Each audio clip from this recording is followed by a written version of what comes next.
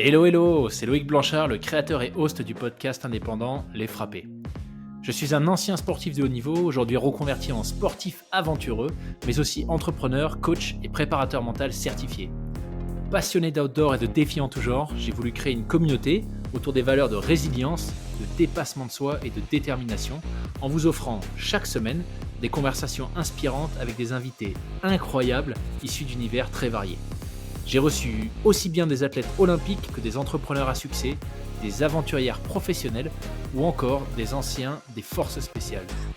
Leur point commun, la passion pour leur projet et l'audace de se lancer. Alors fonçons ensemble découvrir mon invité de la semaine. Excellente écoute à vous les frappés.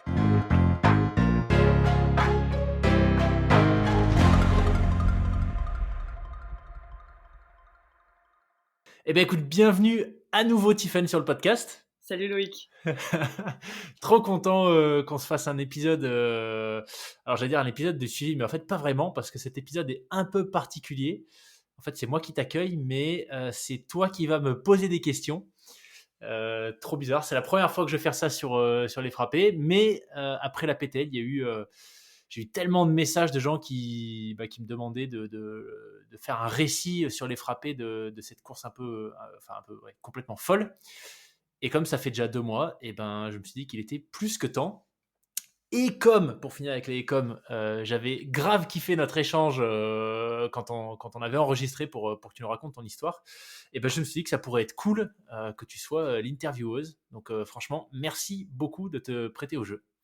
Je t'en prie Loïc, ça me fait trop plaisir. Est-ce que, juste un petit rappel pour, je pense, pas mal de néophytes comme moi, est-ce que tu peux recontextualiser un petit peu donc, par rapport à l'ultra, qu'est-ce que c'est que cette course en particulier? C'est quoi ses spécificités? Voilà, Yes. on un petit peu tout ça. Yes, donc la PTL, donc ça déjà c'est un acronyme, ça veut dire la petite trotte à Léon. C'est une des courses, c'était cette année la 19e édition. Donc c'est une des courses qui est organisée par l'UTMB, que bon, beaucoup de gens qui sont dans le trail connaissent. Et donc elle a lieu la même semaine que l'UTMB, la course UTMB, et que la TDS, la CCC, enfin toutes ces courses plus connues. C'est la première des courses, c'est la première course de la semaine et c'est la dernière course de la semaine en même temps, dans le sens où le départ a lieu le lundi à 8h30. Donc les coureurs sont les tout premiers à partir et l'arrivée se fait le dimanche entre midi, en tout cas la barrière horaire c'est milieu d'après-midi, un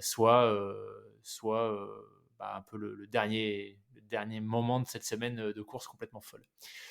Donc voilà, ça c'est pour situer quand c'est. C'est une course qui fait 300 km historiquement. Donc cette année, il y a eu une petite surprise avec un petit rajout non précisé par l'organisation avant le départ de 40 km. Mais c'est une course qui fait normalement 300 km. Le parcours change tous les ans. Et l'idée, c'est de faire le tour du Mont Blanc en passant donc par l'Italie, la France et la Suisse. Et la particularité de cette course, c'est qu'il y a énormément de dénivelé. Donc nous, on avait 26 000 et quelques mètres de dénivelé. Donc ça fait, je pense que toi, ça te parlera, mais ça fait 3 ascensions de l'Everest depuis la mer, puisque le camp de base de l'Everest est déjà à 5000 mètres et quelques. Donc voilà, ça fait, bon, sans les problèmes d'oxygène, évidemment, mais ça fait beaucoup, beaucoup de dénivelé.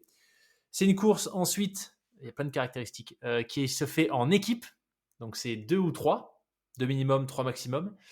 Sachant que si tu pars à 3, il peut y avoir un abandon dans l'équipe pendant la course. Et si tu pars à 2, il peut y avoir un abandon aussi? Non, si tu pars à 2 et qu'il y a un abandon, c'est fini pour tout le monde. Ok. C'est terminé. Tu peux pas faire cette course tout seul en fait. Vaut mieux partir à 3, quoi. Et comment ? Vaut mieux partir à 3, quoi. Bah, vaut mieux partir à 3, mais c'est un paramètre à gérer en plus, tu vois. Donc, c'est déjà un arbitrage à faire quand tu t'inscris. Enfin, d'ailleurs, non, tu ne peux pas t'inscrire. C'est un dernier, je crois que c'est la dernière caractéristique de la course. Tu peux pas acheter ta place. Il faut que tu envoies un dossier et il y a une sélection qui se fait sur dossier par rapport à tes expériences d'avant en trail, mais pas que. Et voilà, donc c'est un autre critère à prendre en compte. Je crois que j'ai tout dit. Et oui, et c'est une course, donc il n'y a pas de classement, c'est tu finis ou pas. Bon, nous, il se trouve qu'on sait, forcément, tu sais à peu près où tu te situes, mais l'idée, c'est, voilà, il n'y a pas de classement, tu es finisher ou pas. Et c'est une course où il y a beaucoup de, il y a pas vraiment d'assistance, donc il y a des refuges où tu peux manger, mais il y a rien au milieu. Il n'y a pas de balisage fait par l'organisation. Tu te débrouilles, tu as une carte avec un GPS et tu te débrouilles quoi. Et il y a à peu près, nous on a eu je pense 20, entre 20 ouais, peut-être 30% de hors sentier complet, donc ça veut dire que tu n'es même pas sur des GR ou enfin, potentiellement tu suis même pas des cairns quoi. Il y a vraiment rien du tout. Donc voilà pour les caractéristiques de la PTL. Et donc nous cette année on était 101 équipes au départ, donc ça fait 200, ça faisait je crois 280 coureurs et 43 à l'arrivée.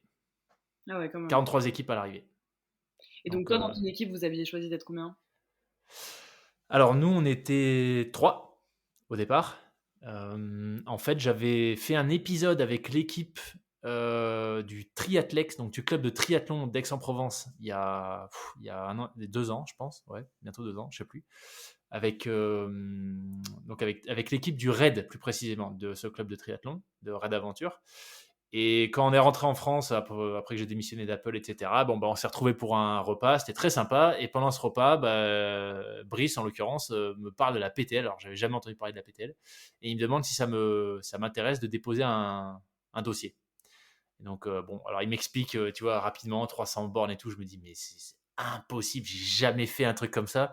Non, bah, enfin, c'est sur tirage au sort, donc je veux bien le tenter, sachant que j'ai pas d'expérience en trail. Le truc le plus long que j'ai fait, c'est la Saint-Élion. Ça fait 73 km, tu vois, donc c'est même pas un ultra. Je m'étais dit, bon, la probabilité qu'on soit pris, en vrai, elle est assez faible, quoi. Bon. Et puis on a C'est été comme pris. ça que les choses arrivent, quoi. Voilà. Ok. Et du coup, donc, hormis cette proposition de la part d'un ami, est-ce qu'il y a d'autres facteurs qui sont venus un peu impacter cette décision de faire cette course-là en particulier? Est-ce qu'il y avait, je sais pas, tu vois, moi j'y vois tout de suite une concordance entre le fait que tu étais en Suisse et puis que tu sois descendu en France. Ça, c'est quand même une course qui retrace, mine de rien, c'est une course de là qui fait un cercle. Ah. Il y avait. Ah, t'es allé chercher loin là. Non, ouais, c'est un super bon point. J'avais pas pensé à ça. Écoute, C'est pas une ah, traversée c'est en fait. marrant, C'est la pas une symbolique. traversée, c'est un Ouais. point de départ et puis tu fais un rond comme ça. Est-ce qu'il y avait quelque chose de particulier à aller chercher ce rond? Euh, Écoute, j'avais pas vu ça comme ça, mais je pense, en fait, dans les motivations, bah, il y a eu deux étapes, on va dire. Il y a eu avant la course, où honnêtement, j'y pensais pas trop, parce que je te dis, au moment où on a déposé le dossier, enfin, j'avais jamais entendu parler de la PTL, ça me faisait pas, du coup, ça me faisait pas particulièrement rêver, parce que j'avais jamais, tu vois, j'avais pas lu de récit sur cette course, voilà, j'avais quelques bribes d'infos, mais pas plus. Donc la motivation elle était plus, tu vois, en me disant bon allez, je tente un truc de folie, et si ça passe, on verra bien, et si ça passe pas, bon bah tant pis, j'aurais tenté, tu vois. Et en fait, une fois que c'est devenu une réalité, ouais, ça a évolué quand même. C'est-à-dire qu'au début, ça a plus été une réalité contrainte, tu vois, où je me suis dit bon, merde, là en fait il y a plus le choix, tu vois. Sachant qu'au même moment, je suis devenu papa. J'ai appris qu'on était sélectionné pour la PTL, je crois, une semaine et demie après que ma fille soit née. Tu vois, donc j'étais là en mode oh punaise. Et puis je venais de lancer Papyrus, ma boîte. Donc on va dire de février à mars-avril, c'était plutôt le flip, tu vois, où je me disais mais qu'est-ce que je vais. Enfin, je vais crever sur cette course. 300 bornes, j'ai jamais fait ça. Je fais presque 100 kilos l'hiver, tu vois, quand je m'énerve un peu sur le sucre. Donc enfin, je flippais vraiment en me disant que j'étais pas fait pour ça, que ça allait être impossible, quoi. Et puis après, avec l'entraînement, j'ai été accompagné d'un super coach qui s'appelle Théo de ICO. Euh, et, euh, et puis j'ai vu que l'entraînement, ça se passait bien, que je perdais du poids, que j'arrivais enfin, assez rapidement au final à allonger les distances, tu vois, sur les entraînements. Et puis à ce moment-là, en fait, il y a d'autres motivations qui sont arrivées, tu vois. Où j'ai commencé à me dire bah, que ça pourrait être un super exemple pour mes petites sœurs, parce que j'ai 6 petites sœurs. Ah oui. Ouais. Donc je me suis dit, tu vois, ça pourrait être une chouette histoire à leur raconter. Ça pourrait être je sais pas, quelque chose à raconter aussi pour ma fille, puis surtout pour moi, me montrer euh, que j'étais que j'étais capable de gérer plusieurs projets en même temps exigeants, tu vois. Le fait de créer sa boîte, se réinstaller en France, Devenir papa. devenir papa. voilà, s'entraîner pour un truc comme ça. Et puis en fait, quand tu crées ta boîte, en fait, tu te rends compte que c'est beaucoup de la résilience en fait. Alors ça tombe bien, je fais les frapper, tu le sais, hein, on en avait beaucoup parlé sur ton épisode, mais c'est un podcast sur la résilience et le dépassement de soi. Bah, quand tu crées ta boîte, bon, tu le lis un peu partout, mais tant que tu l'as pas vécu, c'est dur de t'en rendre compte. C'est vraiment de la résilience, tu vois. Enfin, franchement, en une journée, tu passes par tous les états, quoi. Le matin, tu as un truc, quelqu'un qui te répond à un mail de prospection, il t'envoie chier. Le midi, tu as une super nouvelle, et le soir, tu as un doute qui s'installe sur autre chose qui était en cours, tu vois. Et ça, c'est tous les jours, tous les jours, tous les jours. Et du coup, au bout d'un moment, en tout cas, dans mon cas, tu vois, parce qu'on venait vraiment de lancer Papyrus, donc il y avait pas encore on n'avait pas signé de contrat, on n'avait pas de clients, c'était un peu, je me payais pas, c'était un Tout est peu un peu difficile. incertain, quoi. Ouais, c'est ça, tu es dans l'incertain, tu vois. Et puis surtout, tu en arrives à douter du coup de tes capacités, parce qu'à l'époque, enfin à l'époque, c'était il y a pas si longtemps, mais euh, quand tu regardais un peu sur les réseaux et tout, c'était, il y avait encore plein de boîtes qui levaient des fonds très rapidement, des grosses sommes, tu vois, enfin, plus d'1 million d'euros en ayant 4 clients. Et toi, tu es là à ramer, tu vois, à essayer de signer ton premier contrat. Et donc, je commençais à me poser des questions sur ma capacité à gérer tout ça. Enfin, est-ce que j'en suis capable? Est-ce que je suis vraiment fait pour ça? Tu vois, enfin, t'en prends un coup quand même, jour après jour, mois après mois, en termes de confiance en soi. Et du coup, cette PTL, tu vois, je m'étais dit, pour moi, il faut absolument que je la finisse. Il faut absolument que je la finisse pour me montrer, tu vois, pour cocher une case sur cette année, où au moins je pourrais dire, j'aurais au moins réussi un truc très difficile. Si c'est pas la boîte, bon, ce qui est normal, hein, franchement, il n'y a pas beaucoup de boîtes qui décollent en moins d'1 an. Euh, et ma fille, bon, bah voilà, c'est un plaisir au quotidien, mais tu vois, t'as pas de case où tu peux dire, ok, enfin, je sais pas comment dire. C'est pas un truc que tu mesures, tu vois, tu le vis au quotidien et tu essaies de profiter de l'instant. Mais je sais pas, je me voyais pas dire, ok, si je passe 6 mois en étant papa, tu vois, trop bien, j'aurais réussi un truc. C'est un truc que tu fais toute ta vie, voilà, c'est immesurable. Alors que cette course, le fait d'aller au bout, là c'est très tangible, tu vois. Tu as un point, une ligne de départ, une ligne d'arrivée, des choses au milieu, et c'est à toi de gérer. Et c'est sur une durée limitée. Donc voilà, il y a plutôt ça comme motivation qui a fini par s'installer. Et puis, non mais en vrai, je me rends compte, je parle beaucoup trop, quoi. Heureusement que mes invités font pas ça, c'est ouf. Non, mais ça répond Non, mais on va faire le vraiment podcast plutôt sur à la une question. question, c'est abusé. Non, mais je finis très rapidement là-dessus, sur les motivations, parce que c'est, bah ouais, c'était un peu, en fait, c'est un peu essentiel. Si t'as pas de motivation pour un truc comme ça, je pense que tu vas pas au bout, tu vois. Et d'ailleurs, enfin, je le dis en toute transparence parce qu'on a souvent échangé là-dessus avec Brice, mais Brice a abandonné très vite parce que bah, il trouvait plus la motivation dans cette course, tu vois, alors que c'était clairement le plus expérimenté. Mais bref, pour moi, ma dernière motivation, c'est que bah, je pense qu'on en avait parlé quand on avait échangé, mais j'ai été sportif de haut niveau il y a longtemps, il y a 15 ans. Et donc, ça a vraiment, donc j'étais assez jeune, tu vois, et ça a vraiment contribué à à forger mon identité, forcément, parce que quand tu as de 14 à 16, 17 ans et que tu vis un truc aussi dur que le sport de haut niveau, bah, tu te construis d'un point de vue identitaire avec ça. Et puis quand ça s'arrête, bah, tu es un peu paumé. Tu vois. Et puis surtout, ça te fait une référence, c'est-à-dire qu'en termes d'accomplissement perso, j'ai fait des choses extrêmement dures avec le judo, mais que j'ai jamais eu l'occasion de me retester à ce niveau-là depuis, tu vois. Et donc assez régulièrement depuis 15 ans, tu vois, enfin je ne saurais pas te dire quand enfin j'ai pas d'exemple précis, mais je sais que enfin j'avais souvent cette pensée de est-ce que je serais aujourd'hui capable de le refaire? Est-ce que j'ai toujours cette capacité, tu vois, de dépassement, de résilience, d'état d'esprit de battant que j'avais à l'époque? Et bon, j'ai pas eu l'occasion de le tester. Et là, cette course, c'était l'occasion qui s'est présentée. Est-ce que pour toi, c'est important de se reconfronter à des choses auxquelles on a été capable? Tu penses pas aussi en évoluant, est-ce que peut-être les objectifs ils peuvent changer, la manière de voir les choses, les envies sur lesquelles on a envie de. Ouais, si, clairement, hein, et tu vois, ça évolue aujourd'hui. Enfin, je suis très content de la période que j'ai eue en judo, mais il m'a fallu beaucoup de temps pour tourner la page. J'ai essayé de pas tourner la page, et en fait, voilà, Ça quand tu aussi, as c'est un pratiqué. cercle, quoi. Ouais, c'est ça, c'est ça.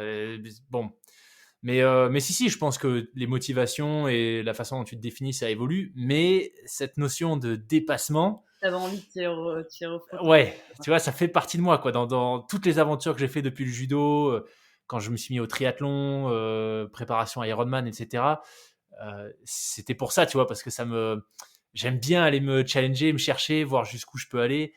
Mais j'avais jamais vraiment eu le sentiment, je dis pas du tout que ce que j'ai fait depuis c'était hyper facile, tu vois, j'ai fait des trucs durs, mais le judo c'était sur tellement longtemps et tellement à la fois sur le mental et le physique que ouais, depuis j'avais pas vécu d'expérience qui me pousse aussi loin dans mes retranchements. Ok, Et je m'étais dit avant la PTL que c'était peut-être la course qui allait me pousser très très loin. tu l'avais senti quoi. Je l'avais senti et j'ai eu raison. Ouais, c'est ce on s'en doute. Donc, ok, on comprend un peu ce désir de vouloir mesurer quelque chose. Moi, j'entends aussi ce désir de se mesurer à quelque chose aussi, peut-être, quand tu parles de tes retranchements. Mais donc, en tant que normal, enfin, que invité, normalement, est-ce que tu trouves, enfin, y a-t-il forcément un lien entre ce défi et ton travail justement d'intervieweur? Est-ce que tu penses que écouter les gens te raconter des histoires t'a donné toi aussi envie d'en écrire peut-être une? C'est très bien posé comme question. Il faudrait que j'arrive à faire des questions, des jolies questions comme toi. Écoute, franchement, c'est une évidence absolue. Mais sur cette course, tu vois, évidemment, à force de rencontrer des gens complètement fous, tu vois, des Lilians qui traversent l'Atlantique à la rame, des Tiffen qui reviennent de Roumanie à pied en passant par les forêts, tu vois, remplies d'ours, après être allé en zone de guerre. Enfin, évidemment qu'à force de parler avec des gens comme ça, bah, ça t'incite. Et c'est pour ça que j'ai créé les frappés. Ça t'incite à reconsidérer un peu tes projets et à te dire qu'en fait, ils pourraient être plus que des projets, tu vois, ça pourrait devenir des réalités. Le fait que j'ai démissionné de chez Apple, très clairement, ça, tu vois, ça a été ça aussi, à force de rencontrer des gens qui vivaient leurs rêves et qui étaient épanouis dans ce qu'ils faisaient. Bah, moi, je me suis dit, ok, ma situation est confort, mais est-ce que je suis épanoui? Non. Donc, bah, est-ce que c'est pas le moment de partir à l'aventure entrepreneuriale là pour le coup? Donc, ouais, clairement, c'est à cause de vous tout ça. Très C'est clairement.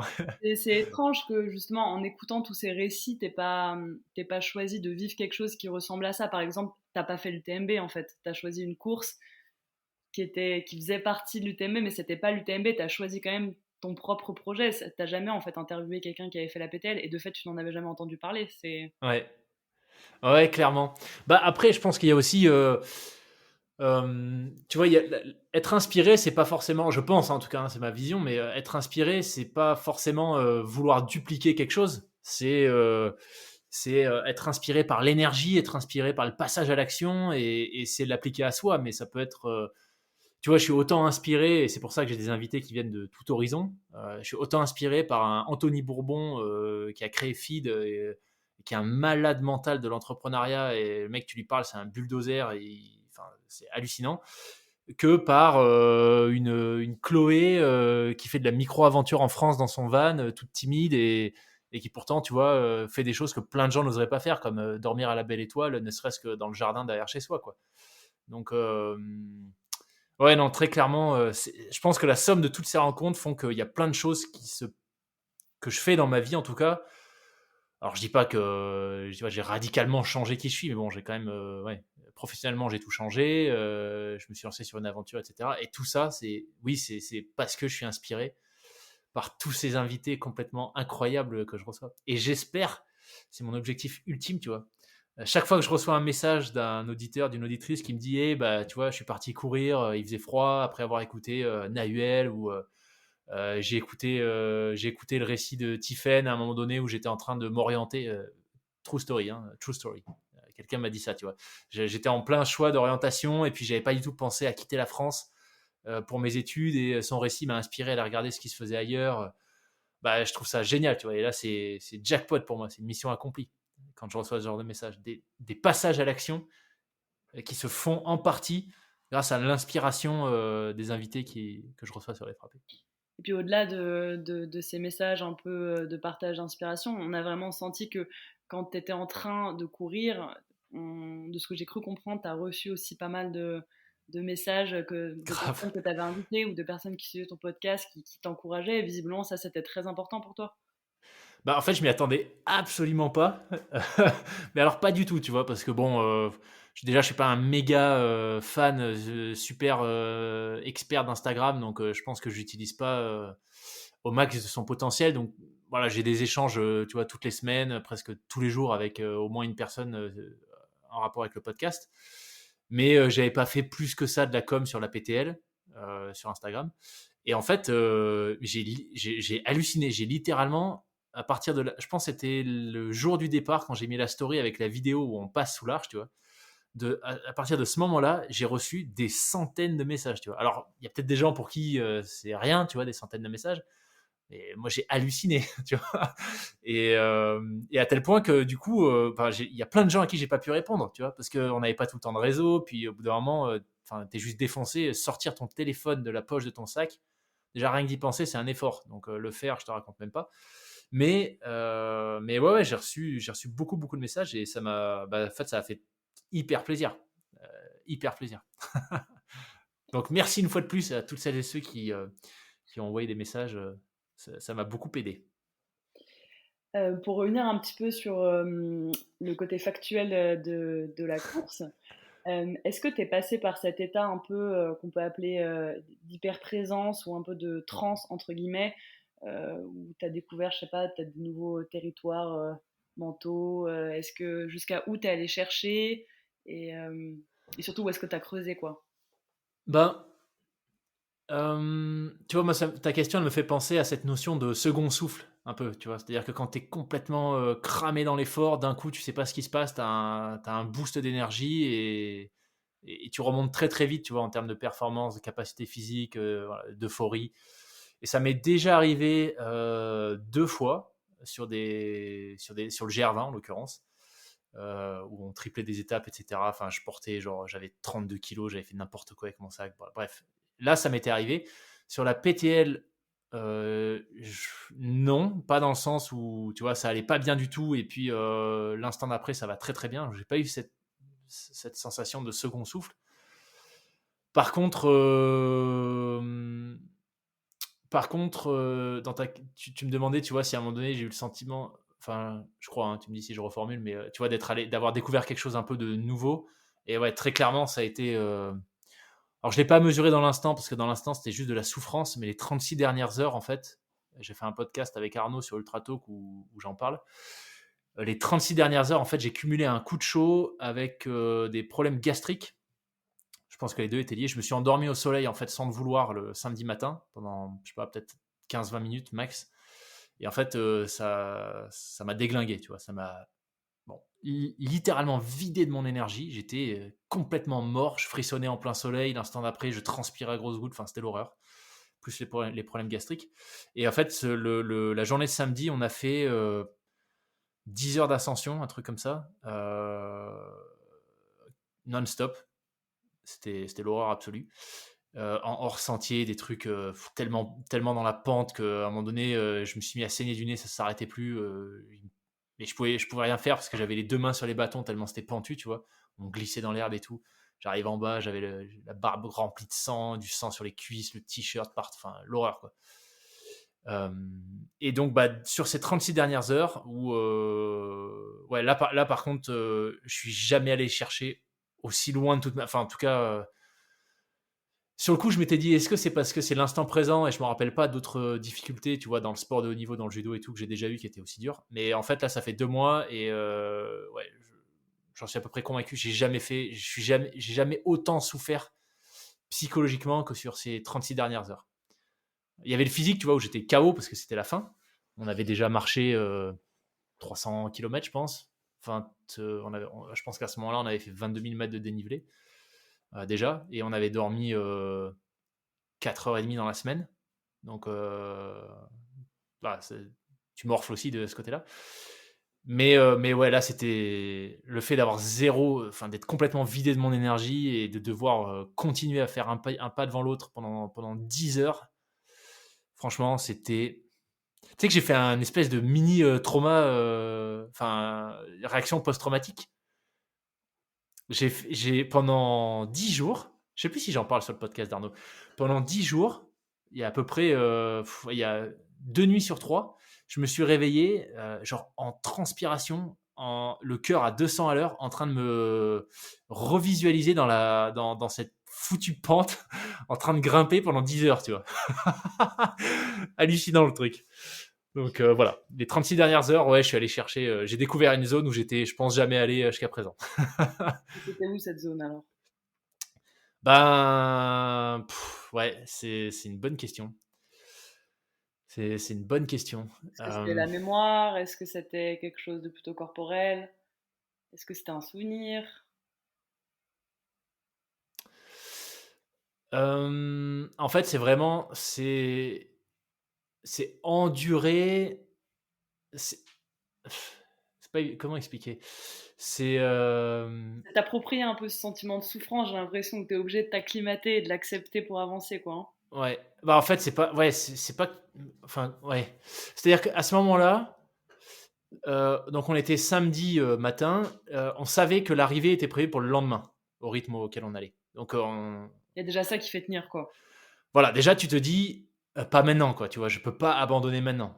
C'est débile d'avoir fait un coup de chaud maintenant. C'est hyper chiant, sans faire de mauvais jeu de mots, d'avoir des problèmes gastriques, tu vois. En gros, C'était quoi voilà. ce problème gastrique qu'on a? Bah j'avais, en gros, j'avais la chiasse, quoi. Oui, ça va derrière, ouais. Tu vois, donc je digérais rien, j'avais pas faim, pas soif, sauf que quand t'es enfin l'enfer, quoi, tu vois. C'était la section sur laquelle on avait la plus longue ascension de tout le parcours, c'était la section sur laquelle on montait le plus haut de toute la trace, à plus de 3000 mètres. Et donc d'un côté, tu te dis, l'arrivée est là, tu vois, enfin, quand t'as déjà marché 110 heures, enfin plus 115 heures, tu vois, tu te dis, mais on y est presque. Et de l'autre, en fait, chaque minute, moi, c'était un peu comme ça que je l'ai vécu, tu vois. Chaque minute, chaque pas, c'était un enfer, quoi. Tu vois. Et en fait, je trouve que c'est hyper difficile d'arriver à se détacher de ça, de la notion du temps qui s'écoule, mais tellement lentement, tu vois. Quand tu es dans la. Quand tu vis dans un moment difficile, moi, en tout cas, moi, c'est comme ça que j'ai vécu, c'est que ça passait à 2 à l'heure, tu vois. Et donc, c'est un combat contre toi-même, tes pensées négatives. Tu vois, constamment tu y reviens. Parce que tu fais un pas, bah, en fait, tu as mal au pied. Tu te dis, bon, allez, un pas de plus. Et en fait, l'autre pas, tu as mal à un autre endroit sur l'autre pied. Et puis, en fait, au bout de 10 pas, tu te rends compte que tu es complètement défoncé et tu as envie de t'asseoir. Sauf que tu es au milieu d'un groupe, tu vois, on était 7. Donc, c'est pas. Enfin, tu décides pas. Alors pourquoi vous étiez sept? Parce que t'es venu, tu disais tout à l'heure que donc vous aviez choisi de partir à 3. Ouais, Ensuite, on a compris qu'il y a eu un abandon, donc vous êtes ouais, retrouvés à 2. Et puis c'est donc là, ça. c'était qui les... Alors, on s'est. Donc, Brice a abandonné la première nuit au Contamine. À 2 heures du mat. Et donc, on est reparti avec Xavier à 2. Et en fait, à 2, on s'était pas vraiment préparé déjà pour faire la course à 2, parce que quand tu es à 2, ça implique plein de choses. Ça implique déjà, tu en as un qui fait tout le temps la navigation. Parce qu'il faut tout le temps vérifier où tu es sur la carte, tu vois, par rapport à ta position GPS. Euh, donc faire ça 21h, 22h par jour, c'est chaud. Déjà, tu vois, faut rester lucide, pas te paumer, pas te tromper, compliqué. Et puis surtout, moi, ce que j'ai trouvé difficile, mais bon, ça c'est peut-être spécifique à moi, je pense que Xavier, je sais pas s'il aurait eu, on n'en a pas encore discuté, on n'a pas fait de débrief, mais moi j'ai trouvé difficile, et Xavier était en meilleure forme que moi, donc en plus de faire la trace, comme il était en meilleure forme, il était tout le temps devant. Et moi j'ai trouvé ça assez difficile psychologiquement, en fait, d'être tout le temps derrière. Tu vois, parce que tu peux pas marcher côte à côte, t'es jamais sur du plat, tu vois, c'est tout le temps des sentiers à flanc de montagne, des trucs, tu peux pas marcher côte à côte. Et j'ai et ouais, psychologiquement, je trouvais ça assez dur d'être tout le temps derrière, tu vois. C'est-à-dire que même si on allait au même rythme, puisque tu peux pas être séparé, je crois que les règles officielles, c'est que t'as pas le droit d'être à plus 50 mètres de tes coéquipiers sur cette course. Donc, mais bon, on s'est jamais séparé de plus de, je sais pas, 5 mètres, tu vois, avec Xavier. Mais t'es quand même tout le temps derrière, tu vois. Et puis, surtout, en fait, c'est tout bête, mais je trouve que c'est pas évident de gérer à 2, de t'occuper l'esprit quand tu es à 2. Parce que à 2, surtout, on se connaissait un peu avec Xavier, mais ça faisait pas des années qu'on faisait des choses ensemble. Enfin, c'était assez frais quand même comme relation, très frais même. Euh, Tu sais, t'as des phases, t'as des cycles. C'est-à-dire qu'il y en a un pendant la journée, il a peut-être envie de parler, l'autre non. Puis il y en a un à un moment donné, tu vois, il n'est pas dans le mood de parler. Et puis en fait, l'autre est euphorique. Et à deux, c'est quand même compliqué parce que, en fait, assez rapidement, tu te rends compte que, tu te rends compte que, à moins d'être vraiment calé et de très bien te connaître, voilà, c'est un paramètre qu'il va falloir gérer du coup sur le reste de la course aussi. Et en plus de tout ça, en fait, Xavier et moi, on a eu une prise de conscience que la course, le niveau de la course était démentiel, tu vois, la technicité. Pourtant, moi, j'ai le pied sûr et tout, tu vois, j'ai toujours passé mes vacances en montagne. Enfin, j'ai pas de problème, pas avec la haute montagne, mais en moyenne montagne, aucun souci. Et là, là, c'était chaud quand même. C'était même dégueulasse, tu vois, la trace, il nous faisait passer par des endroits, mais vraiment, vraiment très, très engagé. Et donc, quand tu te paumes dans un truc comme ça, compliqué. Engagé Et du par coup, rapport à quoi? Par rapport au vide? Par rapport à la ouais, dangerosité du sentier? Par rapport. ouais, il y avait un peu de ça. Bon, il y a quand même eu un mort le premier jour, la première nuit. Donc oui, passage vertigineux, mais bon, ça c'est pas tant les passages vertigineux que, en fait, terrain technique, tu vois. C'était beaucoup, beaucoup de pierriers, mais des gros pierriers, tu vois, très instables, euh, avec du vide de chaque côté, donc compliqué, tu vois. Puis après, quand tu te retrouves sur ce type de terrain de nuit, tu vois, t'as pas de balisage, souvent t'as pas de cairn, donc en fait tu te débrouilles à suivre une trace GPS dans un pierrier qui est complètement, tu vois, c'est des gros blocs instables, tu peux pas juste dérouler, tu vois, tu dois être en constante vigilance, tout le temps, parce que si tu te rates à un moment donné, au-delà du fait que ça peut être dangereux, potentiellement tu t'engages du mauvais côté de la montagne et il faut tout te refrapper dans l'autre sens, tu vois. Et franchement, t'as pas envie, quoi. Et ça vous est déjà arrivé? Ça nous est pas arrivé grâce à Xavier, mais alors on ne sait pas ce qui se serait passé si on s'était pas regroupé, mais je pense que ça aurait fini par nous arriver, vu l'état de fatigue après. Et si on était resté à deux, je pense que ça nous serait arrivé, quasi sûr même. Et donc tu vois, c'était quand le mercredi matin, en fait on est tombé sur deux autres équipes qu'on avait croisées, recroisées, etc. Donc il y avait a priori le même rythme que nous. Une équipe de Toulouse avec Clément, Nicolas et Tom, et une équipe de Dax avec Mika et Julien. Et en fait, là, moi, en fait, quand j'ai vu qu'on avait à peu près le même rythme, que en termes de personnalité, tu vois, il y avait un bon fit, qu'on s'entendait bien, etc., qu'on avait les mêmes objectifs, aller au bout sans faire de chrono, aller au bout sans se blesser, essayer de prendre du plaisir autant que possible, je leur ai proposé qu'on se regroupe, tu vois, et qu'on continue ensemble. Euh, et ils ont accepté. Et en fait, là, ça a complètement tout changé parce qu'on est passé de Xavier qui fait l'orientation tout seul dans notre team à combien on était, 4 ou 5 orienteurs, tu vois. En gros, je crois qu'on était deux à pas faire d'orientation. Donc là, ça change tout parce que quand on a un qui est fatigué, boum, il y a un relais qui se met en place. Même si tous les 7 on avançait tout le temps au même rythme, ensemble, le groupe s'étire un petit peu, tu vois. Donc, si à un moment donné, tu as l'impression que devant, ils vont trop vite, en fait, tu te mets dans le groupe du milieu. Bon, généralement, il y avait 3 personnes.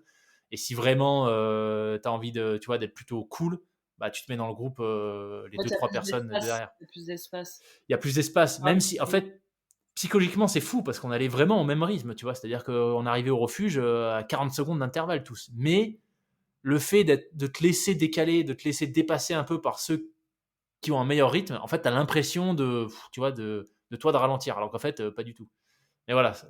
Et après, par rapport à ce que je te disais, tu vois, t'as tout le temps quelqu'un avec qui parler, parce que t'as tout le temps quelqu'un qui est dans le même mood que toi, ou si t'as pas envie de parler, t'en as forcément un autre qui a pas envie de parler, donc tu te mets avec lui. Enfin, c'est juste plus du tout la même gestion des émotions et de l'effort La à 7, probabilité d'être en phase avec quelqu'un, elle grandit et du coup, ça, carrément, c'est assez bénéfique pour toi quand tu as besoin de un peu lâcher un carrément. truc.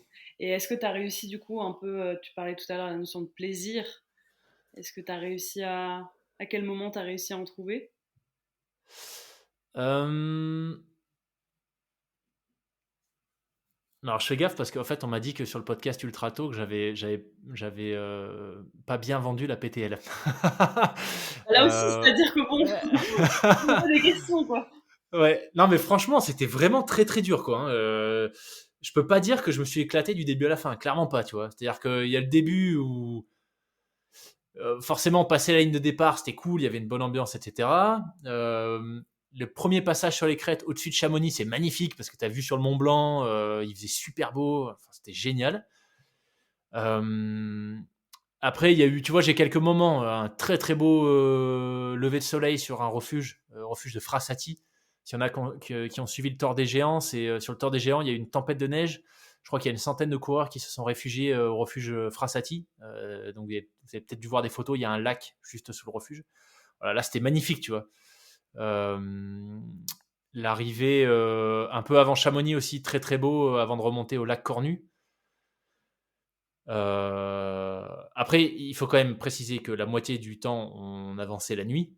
Donc, côté paysage, voilà. Mais oui, tu vois, les moments de plaisir, les plaisirs, en fait, ils n'ont pas forcément été dans l'épreuve, dans la course elle-même. Enfin, dans tu vois, dans la trace, ou parce que les paysages, c'était tellement engagé que la plupart du temps, on pouvait pas regarder les paysages. Les barrières horaires étaient tellement serrées que on n'avait pas le temps de s'arrêter, en gros, si on voulait finir. Puisque je l'ai pas précisé, mais en fait, il y avait 6 barrières horaires dans la semaine. Donc, il fallait qu'on soit à un certain endroit à un certain moment, tu vois. Sinon, c'était fini pour nous. Okay. Voilà. Mais par contre, le plaisir, ouais, je l'ai eu en découvrant, tu vois, mes six compagnons. Parce que, enfin, ce que je trouve incroyable, c'est qu'on a fait un truc hyper dur, où on n'a pas dormi. Enfin, voilà, je sais pas si pour celles et ceux, il y en a à qui ça a parlé, je pense, qui ont déjà fait du long, mais moi j'ai découvert ça. Mais dormir à moins de 6 heures sur une semaine, ça te met dans un sacré état, tu vois. T'es défoncé en fait, t'as des hallucinations, etc. Donc on a vécu des trucs très durs, et pourtant il n'y a pas eu une engueulade. On n'a jamais eu besoin de se coordonner sur les temps de sommeil ou le repas. C'est-à-dire qu'à chaque fois, ça tombait, il y en a un qui disait est-ce que on fait une pause là, tout le monde a faim. Boum, tout le monde avait faim, on s'arrêtait tous. On fait une pause pour dormir, il était 3 heures du mat, dans un champ, la nuit, dans l'air mouillé. Tout le monde a dormi, tu vois. Plusieurs fois, c'est arrivé. Et je trouve ça hallucinant, tu vois, cette découverte de comment il y a une dynamique de groupe qui se met en place dans l'adversité. C'était dingue. Et là, tu vois, juste après cet enregistrement, on a un call tous les 7. J'espère que tout le monde sera là. Pour essayer de voir si on peut pas se refaire une course tous ensemble. Tu vois. C'est ce que Et j'allais te ça, demander. Est-ce que après tu vas pas chercher la cohésion justement ouais. Si, clairement, tu vois. Et ça, pour moi, c'est vraiment le plaisir. Enfin, c'est l'élément très positif que je retiens de cette course. C'est le ça, plus tu vois. positif? Le plus. Ah punaise, tu poses des bonnes questions. Le plus positif, je sais pas, parce que. Ouais, si, j'aurais tendance. Si, le plus positif.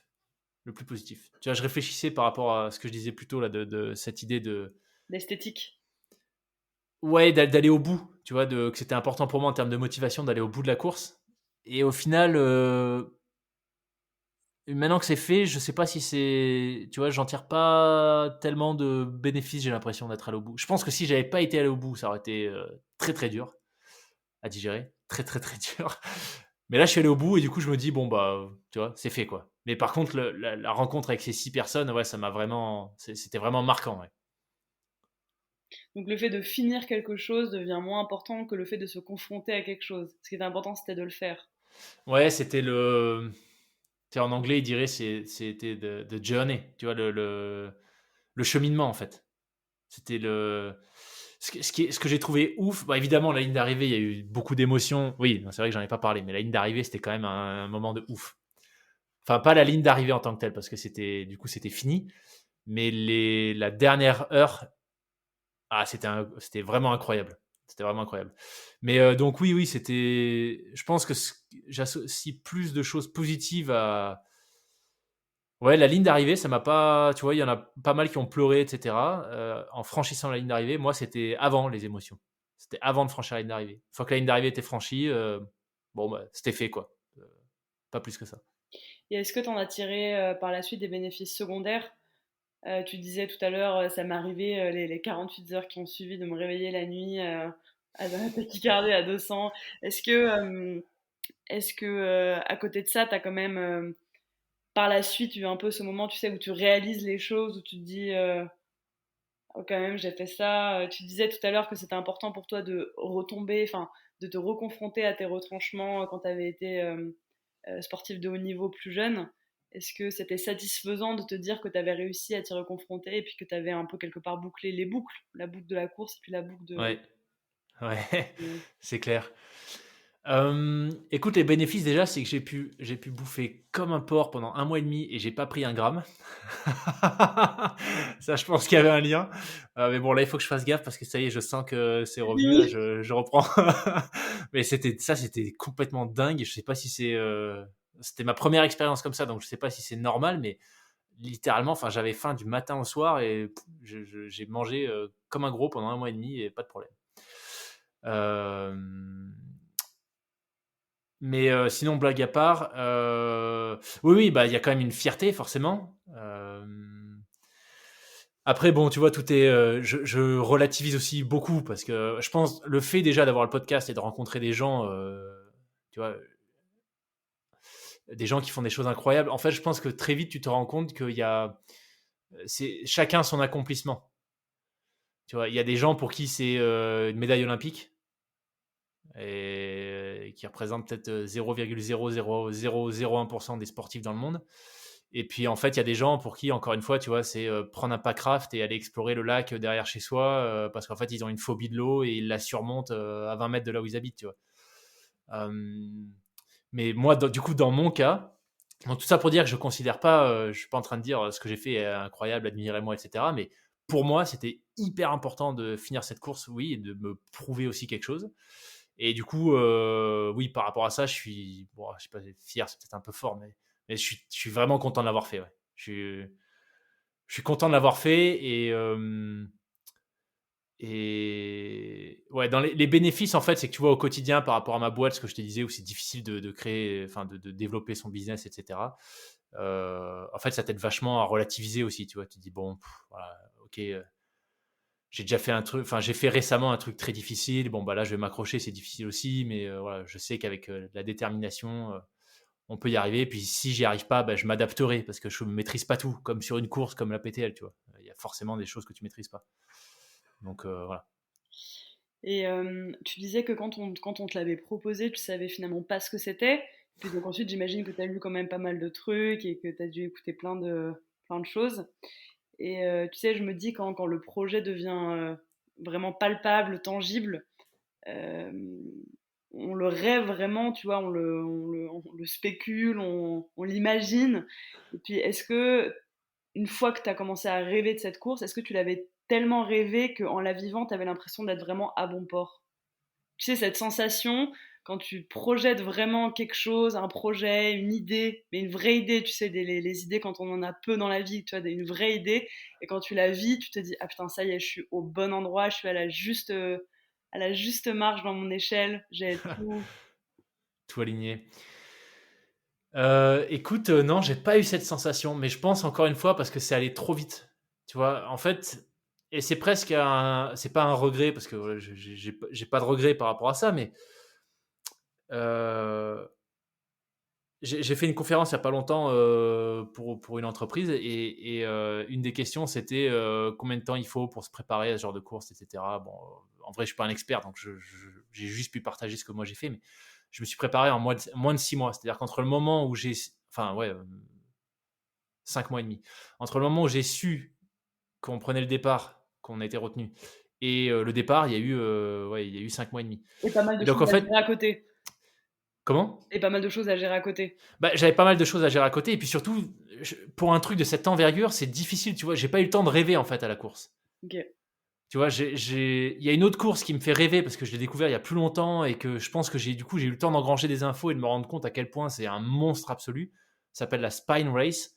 C'est en Écosse en hiver. C'est une course c'est un peu le même délire que la PTL dans le sens où, voilà, par contre, tu es tout seul dans l'hiver écossais. Donc autant te dire que laisse tomber, c'est des conditions himalayennes le truc. Et c'est course d'orientation, tu dors par terre par moins 15 degrés dans le blizzard, enfin c'est un truc de fou, tu vois. Et cette course, elle m'effraie et elle me fait rêver à la fois, tu vois, pour toutes les valeurs, etc., qui y sont associées. La PTL, encore une fois, j'ai pas eu le temps, je pense, et puis surtout, elle est beaucoup moins connue, donc en fait, t'as pas de contenu. Tu vois, tu disais, t'as peut-être écouté que j'ai eu le temps de lire plein de choses, etc. En fait, t'as pas tant de trucs que ça.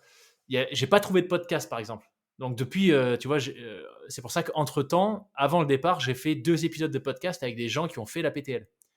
Et à ma connaissance, tu vois, c'est le seul épisode de podcast qui existe avec des gens qui ont fait la PTL. Hyper C'est vraiment excitant une quelque course part. intimiste. Hyper excitant quelque part. Bah oui, d'un côté, et de l'autre, bah t'as pas d'infos en fait, tu vois. Donc c'est dur de te projeter. En tout cas pour moi c'était dur. Moi j'aime bien, tu vois, je pense comme pas mal de gens, c'est les récits, tu vois, qui m'inspirent énormément. Avant de partir, j'ai lu l'Odyssée de l'endurance, tu vois, de Shackleton. Ah, c'est des trucs, du coup, j'arrive vachement à me projeter, mais j'ai plus de mal à me projeter quand je vois, tu vois, les caractéristiques d'une course, tu vois. Lire 300 km, 26 minutes de dénivelé, je me dis juste, oh, relou. Ouais, mais enfin, Par contre, le Shackleton, il est rentré sans l'endurance, hein, il est quand même rentré sans son bateau, hein, donc, ouais, ouais, c'est vrai, mais avec tous les membres d'équipage. mais avec tous les membres de l'équipage, comme Bon, un il y peu. en a un à qui il manquait un pied, mais Ouais. Ah bah non, vous étiez pas. D'ailleurs, vous avez perdu un on a seul perdu membre. un membre de l'équipage, ouais. On a perdu un membre de l'équipage. Mais bon, qui va bien, donc c'était surtout l'essentiel. On l'a perdu pour les bonnes raisons. Et lui, quand il a abandonné, est-ce que ça vous a aussi projeté des émotions Bah, tu vois, on parlait de motivation avant. Je pense qu'il a fait un choix hyper courageux parce que dans l'équipe, c'était le plus expérimenté. Euh, tu vois, il a fait l'enduroman, le Norseman, Seltman. Enfin, pour ceux à qui ce genre de triathlon parle, enfin, l'enduroman, c'est la traversée de la Manche à la nage, entre autres, tu vois, donc 21 heures dans l'eau. Il a la diagonale des fous, l'UTMB. Enfin, il a vraiment beaucoup d'expérience. Mais au départ de cette course, il trouvait pas de sens. Et je trouve que ça a été courageux de sa part à un moment donné de dire bon voilà, je prends la décision, tu vois, d'arrêter. J'admets que je suis pas au bon endroit, enfin je suis pas à ma place là maintenant sur cette course, et de le faire assez tôt, tu vois, plutôt que par ego essayer de continuer ou parce que justement c'était le plus expérimenté. Voilà. Donc je trouve que c'était assez courageux. Et après du coup les émotions pour nous, bah comme ça s'est fait pour les bonnes raisons, si tu veux, c'était évident qu'il n'était pas, voilà, que c'était pas le bon moment pour lui pour faire cette course. C'était plus un soulagement qu'il abandonne, de se dire ok, bon bah voilà, on a quelqu'un qui trouvait pas de sens dans la course, bah là il s'arrête. Donc nous on peut se concentrer sur notre course à nous et avancer de manière positive, tu vois. Donc c'était plutôt un soulagement. Ouais, c'était plutôt un soulagement. Et puis, parce qu'encore une fois, il n'a pas arrêté pour blessure ou un truc, tu vois, qui aurait été vraiment pénible pour lui et pas évident à gérer pour nous, parce qu'après, tu as des doutes, est-ce que je vais me blesser aussi. Euh, et puis après, il y a eu pas mal de questions, tu vois, qui sont sorties assez vite. Comment on s'organise? Est-ce qu'on accélère le rythme? Parce qu'on allait plus lentement que ce qu'on voulait en étant tous les trois. Donc on se dit, est-ce qu'on accélère le rythme pour essayer de reprendre, de gagner un peu de temps sur les barrières horaires? Comment on s'organise pour le sommeil? Quand est-ce qu'on prévoit de dormir du coup? Est-ce qu'on fait nuit blanche ou pas? Donc voilà, il y a eu ces questions qui se sont installées. Puis après, très très vite avec Xavier, on s'est organisé pour optimiser notre course. Ok. Du coup, Loïc, raconte-nous un petit peu comment tu as fait pour t'hydrater, pour te nourrir, et puis donc pour dormir, tu nous dis un petit peu que vous avez plusieurs fois dormi dans des champs, etc. Est-ce que tu avais, je sais pas, un mini matelas, tu vois? Question logistique. Yes, logistique. Bah, l'hydratation, très bon point. Déjà parce que bah, on était en période de sécheresse. Donc même en montagne, il y a plein de villages autour de Chamonix. J'étais sur place une semaine avant, où les fontaines étaient coupées, tu vois, sur arrêté préfectoral, etc., où les sources asséchaient. Donc moi, ça me faisait un peu flipper parce que je bois énormément. Tu vois, je savais que sur du dénivelé, avec des chaleurs à peu près comme on allait avoir sur la PTL, j'étais à 800 millilitres à l'heure à l'effort. Effort doux, tu vois. Euh, donc, sachant qu'on fait 21 heures, 22 heures d'effort par jour, il me fallait de l'eau, tu vois. Donc, je flippais un peu par rapport à l'eau. Puis au final, il y en a eu. Il a plu juste avant la PTL, donc il y en avait partout. Donc, ça, c'était cool. On prenait de l'eau. Moi, j'ai toujours bu en montagne. Je fais gaffe où je prends l'eau. Mais j'ai toujours bu l'eau de source en montagne à partir du moment où ça sort de la roche, etc. Voilà. Je bois pas dans les abreuvoirs dégueulasses des vaches, mais l'eau clean, il n'y a pas de problème. Côté alimentation, en fait, pareil, j'avais pas trop d'expérience là-dessus, donc j'avais demandé des conseils à Théo, le coach qui m'a suivi, puis à des gens expérimentés qui ont déjà fait de l'ultra. et à d'anciens invités qui ont été dans les forces spéciales. Donc, ils sont habitués, tu vois, à gérer des efforts sur le très très long, en gros, sans avoir accès à une cantine ou à un resto, quoi. Quand tu es au milieu de l'Afrique, tu te débrouilles un peu avec ce que tu as sur toi. Et le conseil, c'était de manger régulièrement, en fait, plutôt que de faire des vraies pauses repas où tu te nourris 3 fois par jour. C'est de manger en fait, tout au long de ton effort. Donc, c'est ce que je faisais. J'avais des barres sur moi, des mélanges de cacahuètes, raisins secs, des trucs comme ça. Et je m'alimentais du coup à peu près ouais, toutes les heures. Je faisais gaffe. Toutes les heures, c'était une bouchée de barre énergétique, une poignée d'amandes. Voilà. Du coup, 21 heures par jour. Enfin, un peu moins la nuit. La nuit, je mangeais moins, je buvais moins. Et pour le sommeil, donc on est parti le lundi à 8h30, on a fait une nuit blanche et on a dormi le mardi à... Quelle heure il était? On a dû dormir, je pense, 1 heure, de 19 à 20, ou de... Ouais, 19 à 20, je pense que c'était un truc comme ça, ou 20-21. Puis on est reparti, et à partir de ce moment-là, en fait, on a fait des... Je me rappelle plus exactement, mais on a fait pas mal de micro-sommeil. Donc, si cette nuit-là, on en a fait un vers... il devait être 4 heures du mat. Xavier, il savait qu'il avait des gros coups de barre vers 4 heures du mat. Donc on se posait dans l'herbe, là où on trouvait un endroit relativement, je vais pas dire plat, mais en tout cas où on pouvait plus ou moins tenir en position à peu près horizontale. Et de toute façon, il faisait tellement froid qu'on pouvait pas dormir, on pouvait pas rester allongé plus de 10 minutes, un quart d'heure max, et on repartait. Et en fait, c'est ouf parce que tu te rends compte que 5-6 minutes, même moins, de sommeil profond, t'es requinqué, mais alors incroyable, tu vois. Donc, ouais, ça faisait vraiment beaucoup de bien. Et je pense qu'on a toujours eu une nuit au chaud par jour, enfin une nuit. On a toujours eu l'occasion de se glisser, de se poser sur un matelas parce qu'il n'y avait pas toujours des draps. 1 heure par jour, ouais, un peu moins. En fait, tout est un peu flou parce que comme on marchait de nuit aussi.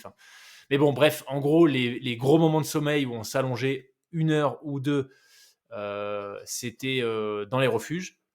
Et en journée, on faisait des micro-siestes sur la fin, mais sinon, les siestes 10 minutes, un quart d'heure, c'était la nuit. On en faisait généralement une fois par nuit. Voilà. Et en fait, tu te rends compte que tu t'endors très bien aussi sur des cailloux à 2800 mètres à 3 heures du mat, par genre 4 degrés. Quand tu es fatigué, tu dors très bien en fait dans ces endroits-là. Et est-ce qu'il y a des moments comme ça où tu faisais un peu écho à quelqu'un que tu avais interviewé? Euh, c'est une super question. Alors attends. Euh, Par rapport à l'alimentation, à Lilian en particulier, parce que Lilian, c'est un. Bon, depuis, c'est devenu un copain, mais Lilian, je crois que c'était l'épisode 50, s'il y en a qui veulent aller voir.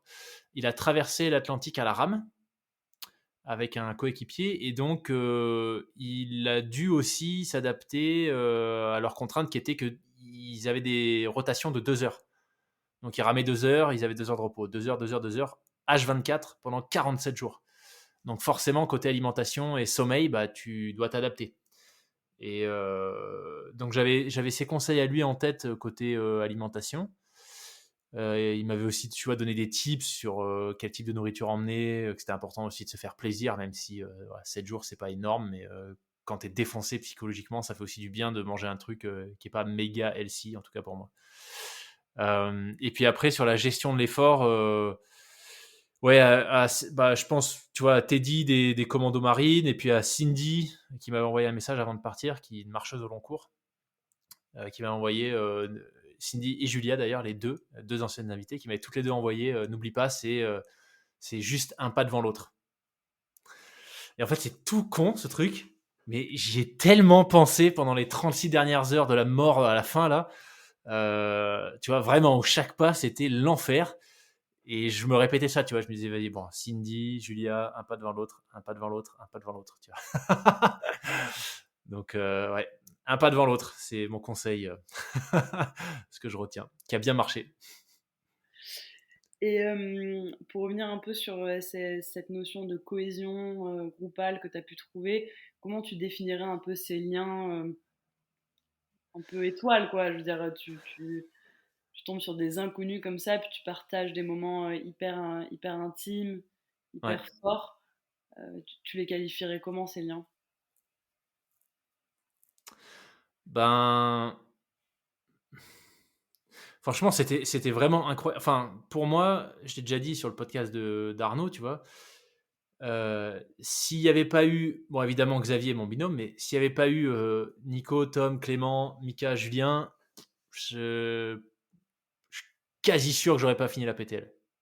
Et Quasi certain. quand bien même tu l'aurais fini, Ouais. est-ce que tu aurais trouvé autant de plaisir que parce que voilà, quand on te questionne un peu sur justement cette histoire de bien-être, est-ce que tu as pu avoir quand même des bons moments, quoi? Visiblement, c'est difficile pour toi de répondre sans évoquer à chaque fois Ouais. cette. Bah ouais, ouais, très clairement, parce que. Mais comme tu dis, même si j'avais fini, ça aurait pas eu le même goût, je pense, parce que là, on a partagé. En fait, c'est. Tu deviens compagnon de galère, tu vois. Et cette course, elle est. En tout cas, pour moi, elle était tellement exigeante. Bon, il y a eu 58% d'abandon, donc je pense que j'étais pas le seul pour qui ça a été exigeant. Mais, euh, mais que du coup, en tout cas, moi, je suis vraiment allé puiser énormément dans l'énergie du groupe, tu vois. Et donc, bah, très vite, tu noues des liens, tu vois, quand tu vis la même galère H24. Et pour le coup, on était vraiment H24 ensemble, tu vois, c'est-à-dire qu'on dormait moins d'1 heure par jour. Donc, on était tout le temps ensemble à vivre la même chose, à moins de 50 mètres les uns des autres. Euh, bah, je sais pas. En fait, je pense que s'il y a des.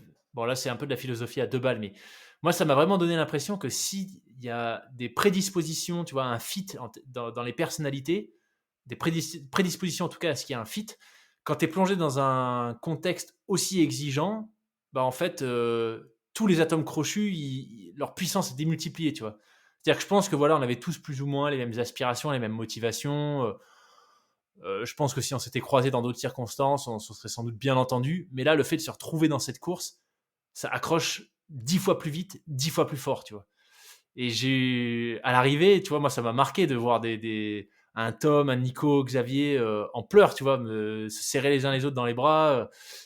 Alors que tu pourrais dire en soi, enfin, ok, On se connaît pas. on a passé 6 jours ensemble, tu vois, c'est quand même pas. Mais en fait, c'était 6 jours incroyables, tu vois, incroyables, où il y a eu énormément de choses partagées, des choses difficiles. Et je pense que dans l'adversité, vraiment, c'est ça. C'est les liens se créent beaucoup plus rapidement et de manière beaucoup plus. Ils sont beaucoup plus forts, en fait. Et est-ce que paradoxalement, ça t'a donné envie de faire des courses en solitaire par la suite? Ou justement, tu te dis, ben, j'ai trouvé un peu ce que j'étais venu chercher dans cette course et pourtant je m'y attendais pas parce que vous étiez censé partir à 3, vous êtes retrouvé à 2 et puis finalement à 7. Ouais. Tu penses vers quel côté du coup? Est-ce que tu as plutôt envie de retrouver comme ça quelque chose d'équipe ou est-ce que justement, comme tu parlais de ces retranchements, est-ce que tu as envie de te confronter à ça mais seul?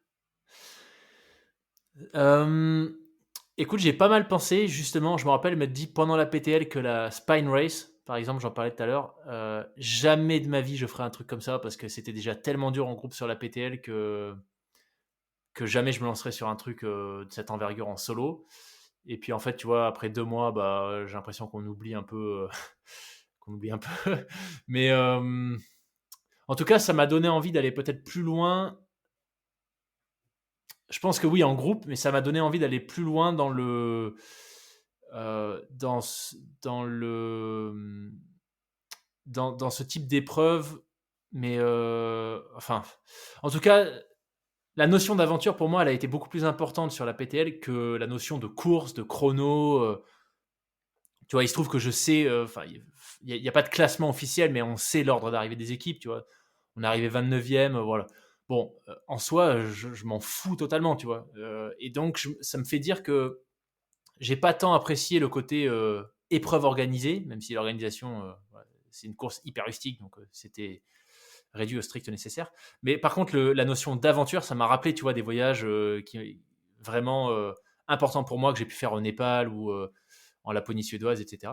Et donc, ça m'a conforté dans l'idée que c'est plutôt vers ce type d'aventure que j'ai envie de me tourner à nouveau, tu vois. Des aventures pas forcément à un rythme effréné, genre où tu cours, parce que sur la PTL, on n'a pas couru, hein, très clairement. Hein. On a couru 50 mètres à la ligne d'arrivée, et c'est tout, tu vois. Tu cours pas, il y a trop de dénivelé, ton sac il est trop lourd, tu cours pas.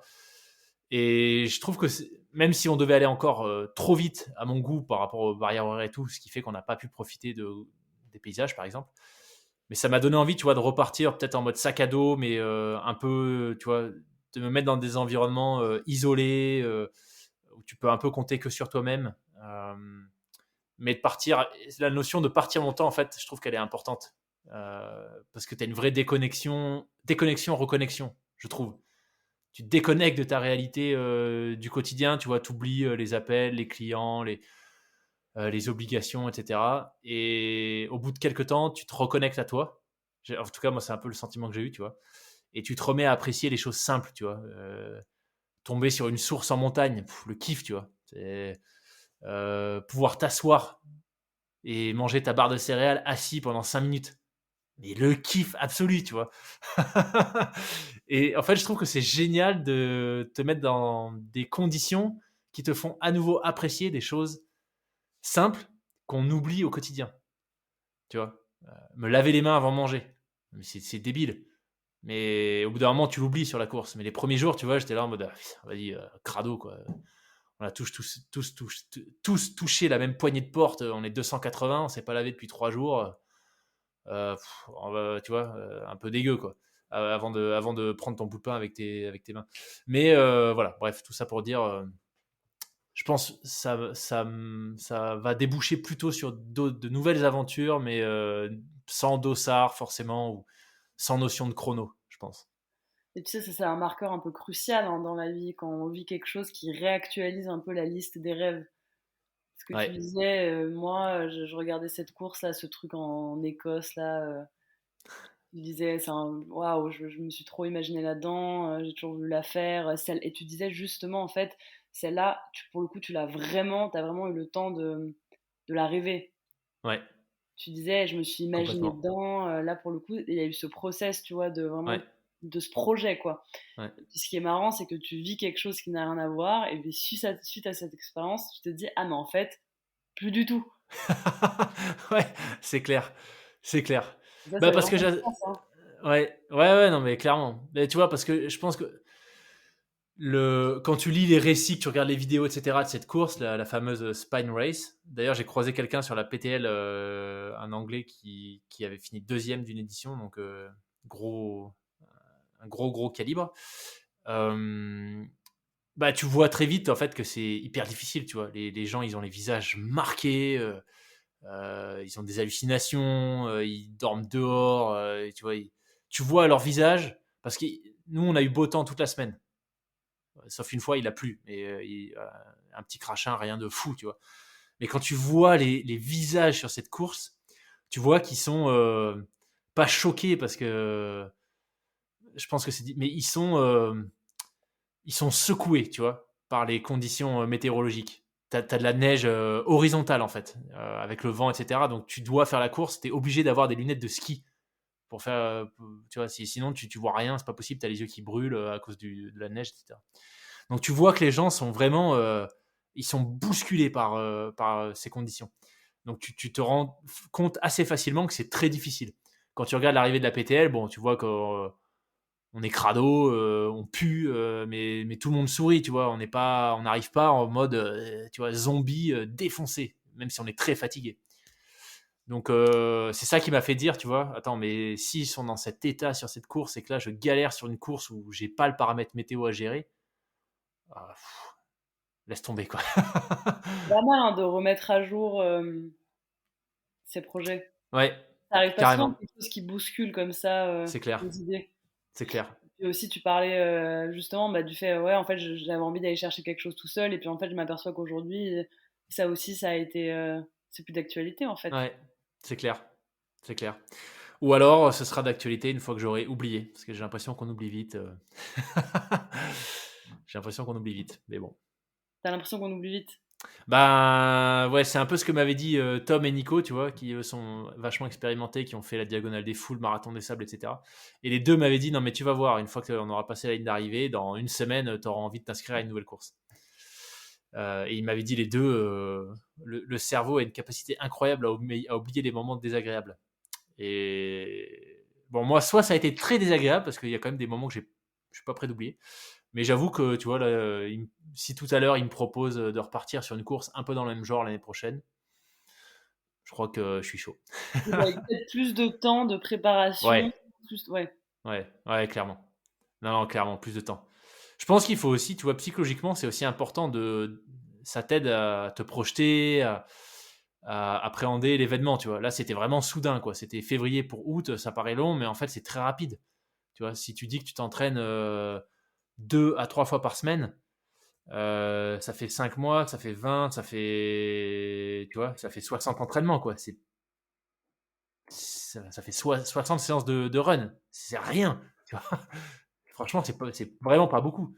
Oui, et puis moi, je peux pas m'empêcher de comparer cette course à l'événement quand même majeur qui a entouré ta vie à ce moment-là, c'est-à-dire la Ouais, naissance de ta bah petite ouais, fille. Et je me dis, tu vois, ta gamine, t'as quand même 9 mois pour l'imaginer. Au début, tu te dis, putain, est-ce que ça va être une fille? Est-ce que ça va être un petit c'est garçon? clair, Et après, quand c'est tu clair. connais le sexe ou pas, tu peux t'imaginer. Enfin, t'as quand même 9 mois un peu de digestion comme ça du rêve. Et Et puis, pourtant, ça va vite déjà. Pourtant, 9 mois, ça va déjà très vite. Donc, ouais, non, c'est clair. Ouais, c'est vrai que c'est une bonne analogie. Mais oui, oui. Tu vois, et même ça, encore une fois, je trouve que 9 mois, tu as le temps de t'y préparer. Et puis même, c'est pas 9 mois qui tombent d'un coup. La plupart du temps, c'est un projet, il y a un projet avant, etc. Et pourtant, malgré le fait que, tu vois, tu décides à un moment donné de te lancer pour essayer de fonder une famille, que tu sais que, bon, bah voilà, le bébé arrive, etc. Je trouve quand même que ça va aussi très vite, tu vois. Donc là, 6 mois, je te raconte pas. on posera peut-être la question à ta femme, mais Ouais. Ouais, pour ma c'est la femme, même peut-être chose. moins vite. Et Yes. du coup, c'est quoi la prochaine boucle pour toi? Euh, Eh ben, c'est une bonne question. Peut-être que dans 50 minutes, avec les ciseaux de fantastique, il y aura une réponse. Mais je te dis, moi, ça m'a vraiment donné envie de repartir. Alors, je sais pas, encore une fois, c'est peut-être de la philosophie à 2 balles, mais refaire un espèce tu vois, un peu de voyage initiatique ou de voyage d'introspection. Ça m'a vraiment en fait permis de faire plein de parallèles avec le Népal. Un voyage que j'ai fait au Népal. Je sais plus si je t'en ai parlé, mais bon, bref, j'ai fait un voyage au Népal après mon gros accident de la route où j'ai passé des mois à l'hôpital, etc. Et où j'étais pas vraiment censé pouvoir remarcher aussi vite avec du poids. Et, euh, et où, en gros, j'ai posé les yeux sur l'Everest, tu vois, pour la première fois de ma vie. Euh, C'était combien 6 mois après l'accident, je crois, un truc comme ça, ou 5 mois après l'accident, je sais plus. Et donc ce voyage, il m'a vraiment marqué. Et en fait, le fait de faire la PTL, je me suis dit, mais j'ai envie de revivre ces moments, tu vois, où tu es perdu en montagne, où tu peux compter que sur toi-même, où t'es isolé, où c'est rustique, tu vois, où tu réapprends à apprécier les petites choses, une couverture, un matelas même pourri la nuit, un toit sur ta tête, même s'il fait super froid et que genre il y a juste le toit et que les fenêtres elles ferment pas. Ou, tu vois, ça m'a donné envie de repartir et de reprendre le temps en fait, d'apprécier. C'est ce que j'ai apprécié finalement sur l'épreuve, c'est le temps. 6-7 jours, c'est long quoi. 148 heures, t'as le temps de te mettre dans le rythme, tu vois. C'est pas un marathon ou même une Saint-Élion où tu finis en moins de 10 heures, tu vois. Euh, donc je pense que la prochaine boucle, ce sera sans doute, bah, pourquoi pas boucler la boucle en retournant au Népal et tu vois. Intéressant. Je vais garder en tête cette notion de boucle du coup. Moi, juste, j'avoue, je trouve, il y a une question que j'ai pas tellement compris ta réponse.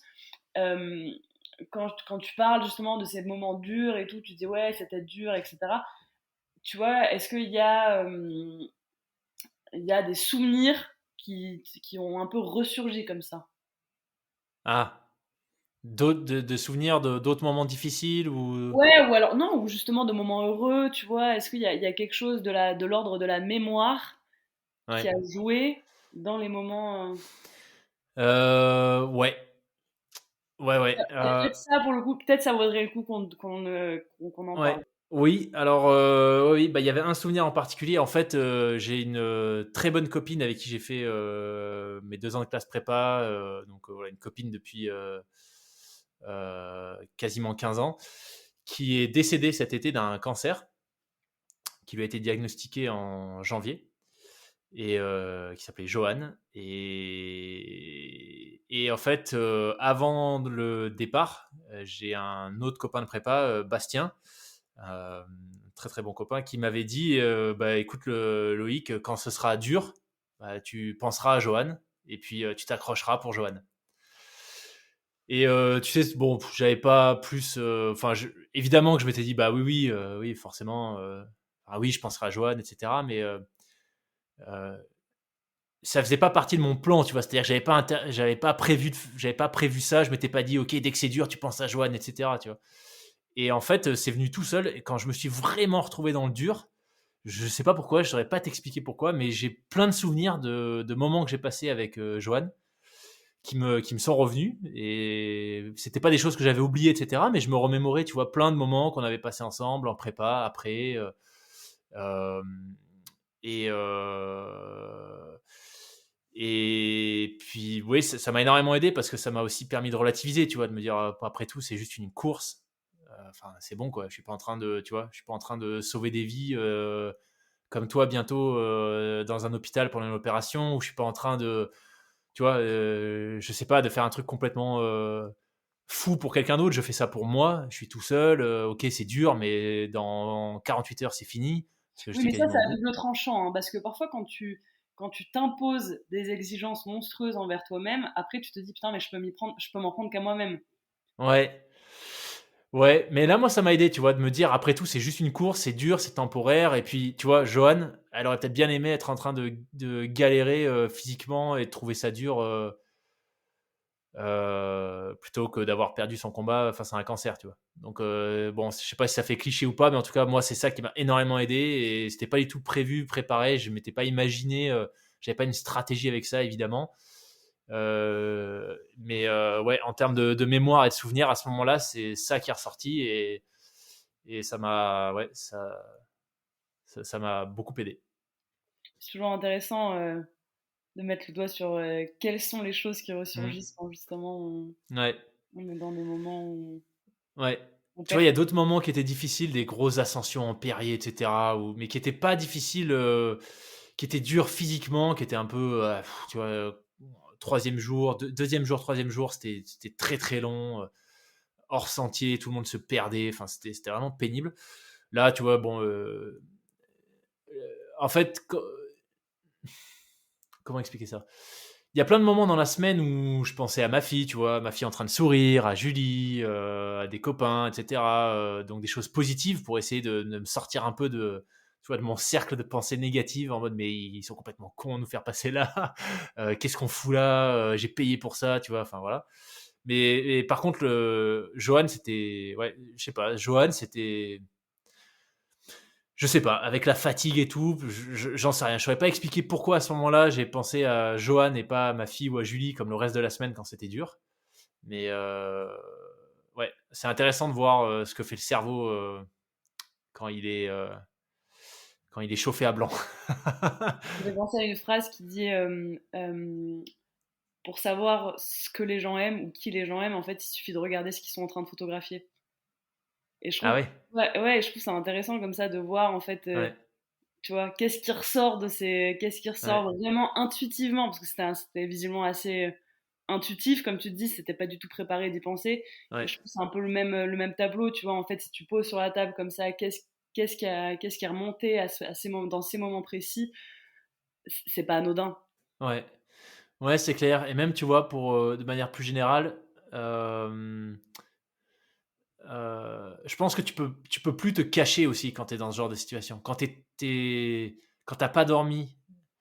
L'impact du sommeil, moi, c'est la première fois que je le mesurais, tu vois, j'avais jamais fait ça. Il est vraiment, c'est hallucinant, c'est dingue. Enfin, littéralement, on a tous eu des hallucinations, tu vois, mais au-delà de ça, tu te rends compte que ça inhibe plein de choses, tu vois. Et c'est pour ça que je te disais un peu plus tôt que j'ai trouvé complètement fou la dynamique du groupe qui s'est mis en place parce que même si, tu vois, t'as plus de barrière sociale là, tu vois. Enfin, hors contexte, ça va être bizarre, mais ouais, t'as plus de barrière sociale, tu vois. Tu t'en fous de l'hygiène, de la propreté de ton langage, des bonnes manières. T'en as plus rien à foutre, tu vois. T'es complètement explosé. Le mec à côté de toi, derrière toi, pareil. Et globalement, voilà, tout le monde est naturel. C'est pour ça que j'ai trouvé ça incroyable que malgré le fait qu'on soit tous complètement désinhibés, ça se passe extrêmement bien et qu'il y a un super fit du début jusqu'à la fin. Mais du coup, ouais, tout ça pour dire, je pense que dans ces situations, tu peux plus te cacher, te mentir à toi-même. Tu es qui tu es, quoi. Tu vois, si tu es qui tu es, il se passe un truc, un imprévu, bah tu vas réagir de la manière la plus brute, pas dans le sens violent, tu vois, mais ton toi brut, quoi. Les C'est instants crus, quoi. exactement, ouais. Ouais. Tu vois, je vais pas prendre les exemples d'autres personnes. Enfin, euh, bon, il m'en voudra pas, tu vois, mais Xavier sur la fin, euh, qui est quelqu'un de très calme, très mesuré, etc. Enfin, en tout cas, c'est comme ça que je le connaissais avant la PTL, et sur l'essentiel de la PTL, c'était ça. Mais on a mis 148 heures pour finir la PTL. À la 146e heure, bah, on était dans une partie franchement dégueulasse, incompréhensible. On ne sait pas pourquoi on est passé par là. C'était hyper chiant. Ça n'en finissait plus de monter. À un moment donné, il a pété un câble. Tu vois. Voilà, je pense qu'il fallait que la pression sorte. Bah, il a pété un câble. Et très certainement que sur une course de 10 heures, bah, ça ne se serait pas passé, tu vois. Voilà, sans doute pas. Donc voilà, pour ouvrir la parenthèse sur le qui on est, qui ressort quand toutes les barrières tombent. Trop bien. Yes. Bon, merci Loïc. Eh ben, écoute, un grand merci à toi, Tiffen. J'espère que je t'ai pas saoulé parce que j'ai vraiment trop. Je parle trop, c'est fou. Il faut pas que je fasse d'autres épisodes. Rêver des centaines de personnes. Ouais, je sais pas si je vais en faire rêver, mais en tout cas, s'il y en a qui sont intéressés pour en apprendre plus sur la PTL que j'ai pas suffisamment saoulé, n'hésitez pas. Vous m'envoyez un petit message, je vous répondrai avec grand plaisir. Il y a le podcast où je crois que je parle d'autres choses sur Ultra Talk avec Arnaud qui m'a interviewé. Donc voilà, n'hésitez pas à aller jeter un œil. Et puis Tiffen, je voulais te dire un très très grand merci. Je sais que tu es hyper busy, en pleine formation pour devenir médecin, hyperbar, spécialiste, haute montagne, plongée sous-marine, grande profondeur, bref, un truc de fou.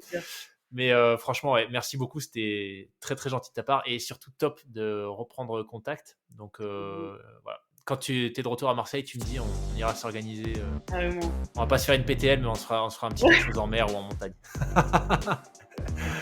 Merci beaucoup, Tiffen. Très très bonne soirée à toi. Ouais, toi aussi, je t'embrasse.